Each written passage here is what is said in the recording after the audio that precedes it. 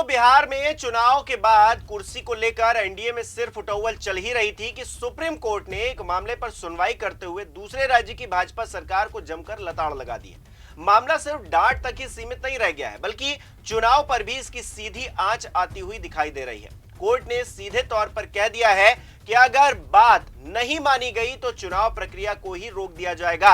आखिर क्या है पूरी कहानी और क्यों सुप्रीम कोर्ट ने भाजपा सरकार को चेतावनी दी है, बताऊंगा आपको। नमस्कार, मेरा नाम हिमांशु मिश्रा है, आप देख रहे हैं 4PM न्यूज नेटवर्क। दोस्तों, महाराष्ट्र में नगर परिषद और नगर पंचायत चुनाव के लिए 2 हफ्ते का समय भी नहीं बचा है और इस बीच सुप्रीम कोर्ट ने फडणवीस सरकार को आड़े हाथों लिया है। चुनाव में आरक्षण को लेकर सुप्रीम कोर्ट ने बड़ी टिप्पणी करते हुए कहा है कि 50% आरक्षण की सीमा को तोड़ने की इजाजत नहीं दी जाएगी। शीर्ष अदालत ने महाराष्ट्र सरकार को चेतावनी देते हुए यह भी कहा है कि अगर 50% से ज्यादा आरक्षण दिया गया तो चुनाव प्रक्रिया ही रोक दी जाएगी। बड़ी बात यह है कि महाराष्ट्र में स्थानीय निकाय चुनाव के नॉमिनेशन पेपर की स्क्रूटनी से पहले ही सर्वोच्च अदालत ने यह टिप्पणी की थी।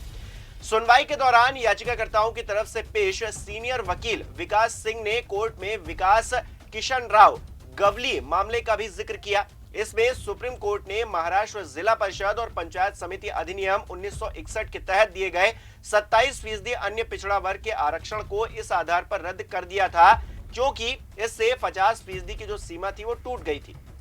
मामले में जस्टिस सूर्यकांत और जस्टिस जॉयमाला बागची की बेंच ने कहा कि राज्य के अधिकारियों ने आरक्षण पर सुप्रीम कोर्ट के आदेश की गलत व्याख्या की है। रिपोर्ट के मुताबिक जस्टिस सूर्यकांत ने सुनवाई के दौरान इस बात पर जोर दिया कि 50% से ज्यादा आरक्षण की इजाजत देने वाला कोई आदेश पारित नहीं किया गया है। इस पर सरकार की तरफ से पेश सॉलिसिटर जनरल तुषार मेहता ने जोर दिया कि चुनाव प्रक्रिया चल रही है और नामांकन पत्र दाखिल करने की प्रक्रिया 18 नवंबर से शुरू होगी। उन्होंने सवाल करते हुए कहा कि 50% से ज्यादा आरक्षण के मामले को कोर्ट ने अपने 6 मई के आदेश में विचाराधीन मुद्दे के रूप में दर्ज किया था, फिर चुनाव कराने का निर्देश दिया गया था। जब तुषार मेहता ने कोर्ट से जवाब फाइल करने के लिए समय मांगा तो जस्टिस सूर्यकांत ने कहा कि 50% से ज्यादा आरक्षण की इजाजत नहीं दी जाएगी। जब एक वकील ने इस बात पर जोर दिया कि चुनाव प्रक्रिया शुरू हो चुकी है तो न्यायाधीश ने चेतावनी देते हुए कहा कि अगर चुनाव प्रक्रिया ही दलील है तो हम आज ही रोक लगा देते हैं, फिर हम चुनाव नहीं होने देंगे। हमने चुनाव कराने की इजाजत दी है, हम अब भी सुनिश्चित करेंगे कि चुनाव हो, लेकिन संविधान पीठ के फैसले के उलट नहीं। मुझे और मेरे साथी जज को संविधान पीठ के फैसले के उलट आदेश देने के लिए मजबूर ना करें। जस्टिस सूर्यकांत ने सुप्रीम कोर्ट के 6 मई के आदेश की तरफ इशारा करते हुए कहा कि बांटिया आयोग की रिपोर्ट से पहले की स्थिति के अनुसार चुनाव कराने का निर्देश दिया गया था। महाराष्ट्र को लेकर सुप्रीम कोर्ट का आदेश 3 जजों की बेंच का था और जब तक उस पर विचार नहीं किया जाता 2 जजों की बेंच शायद उसके उलट आदेश जारी करने की हालत में नहीं होगी। दरअसल 6 मई के आदेश में सुप्रीम कोर्ट ने निर्देश दिया था कि स्थानीय निकाय चुनाव में जेके बांटिया आयोग की 2022 की रिपोर्ट से पहले महाराष्ट्र में जो आरक्षण व्यवस्था थी उसी के आधार पर ओबीसी समुदायों को आरक्षण मिलेगा। फिलहाल इस मामले को लेकर पेच फंसता हुआ दिखाई दे रहा है। ऊपर से चुनाव सर पर है। महाराष्ट्र में 246 नगर परिषदों और 42 नगर पंचायतों के लिए चुनाव 2 दिसंबर को होने हैं, जबकि मतगणना 3 दिसंबर को होगी। नामांकन दाखिल करने की आखिरी तिथि 17 नवंबर थी और 18 नवंबर को नामांकन पत्रों की जांच की जानी थी। 21 नवंबर तक नामांकन वापस लिए जा सकते हैं, जबकि चुनाव चिन्ह और उम्मीदवारों की सूची 26 नवंबर को प्रकाशित की जाएगी। इस बीच सुप्रीम कोर्ट का फैसला सियासी तौर पर काफी हलचल बढ़ा रहा है। आरक्षण को लेकर पहले भी काफी बहस हो चुकी है। सियासी तौर पर हर पार्टी इसे भुनाने की कोशिश करती रही है, लेकिन स्थानीय चुनाव के मद्देनजर सुप्रीम कोर्ट ने 2 टूक कह दिया है कि 50% की सीमा पार नहीं होनी चाहिए, नहीं तो चुनाव रोक दिए जाएंगे। ऐसे में सरकार के लिए आगे कुआं पीछे खाई वाला हाल हो गया। अदालत का यह कहना है कि स्थानीय निकाय चुनाव में आरक्षण 50% से ज्यादा की अनुमति नहीं दी जाएगी। फडणवीस सरकार के लिए चुनावी तौर पर किसी सिरदर्द से कम नहीं है।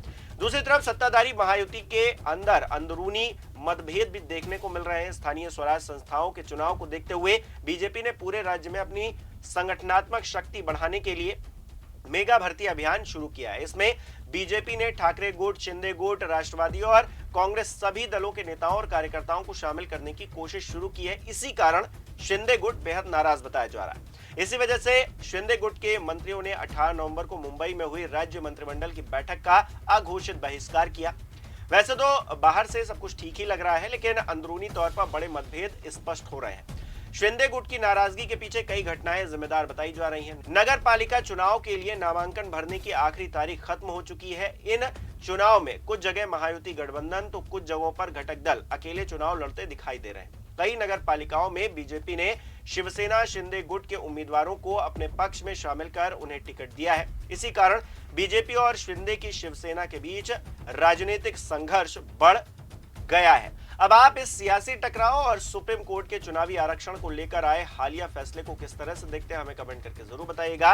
इस वीडियो को लाइक करना, शेयर करना मत भूलिएगा। हमारे चैनल को सब्सक्राइब नहीं किया है तो वो भी जरूर कीजिएगा। बहुत बहुत धन्यवाद। मिसरीड केली जाते, जसं मी सकाळी सांगितलं की तिचा चुकीचा अर्थ लावून तिचं इम्प्लिमेंटेशन केलं जात आहे, तर ते कोर्टाने एक्सप्रेस केलं, कोर्टाने ते 2 दिवसाला ठेवलंय आणि ऑर्डर थोड्या वेळाने येईल। आज नेमकं युक्तिवादादरम्यान काय झालं? कारण साधारणतः 20 मिनिटं युक्तिवाद चालला कोर्टामध्ये।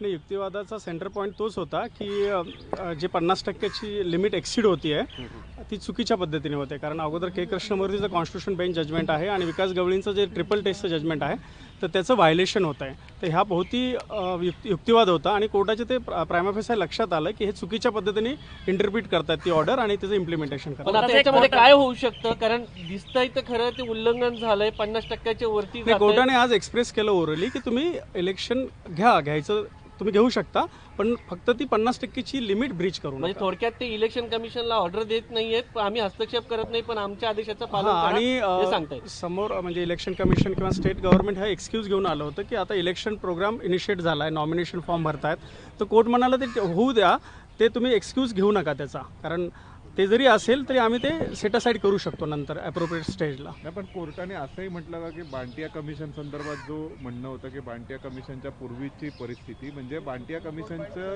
व्हॅलिडिटी आम्ही नंतर चेक करू। हां, तसं म्हणालं पण कोर्ट। तसं ओबीसी रिझर्वेशनला काही आक्षेप नाहीये म्हणजे नाही, ओबीसी रिझर्वेशन अप टू 50% तुम्ही देऊ शकता 27% प्रमाणे, 27% तेवढं लिमिट ठेवून अप टू द 27% असं। काय वाटतं की कोर्ट ज्या पद्धतीचा आजचा मूड होता कोर्टाचा, म्हणणं होतं की बाथिया कमिशनच्या अगोदरची परिस्थिती म्हणजे ट्रिपल टेस्टचं जजमेंट, तर तुम्ही ते फॉलो करा आणि ते 3 जजेस बेंचचं जजमेंट असल्यामुळे आम्ही ते सुपरसीड नाही करू शकत, बिंग बदलू शकत नाही असं एक मोठं विधान बोललं।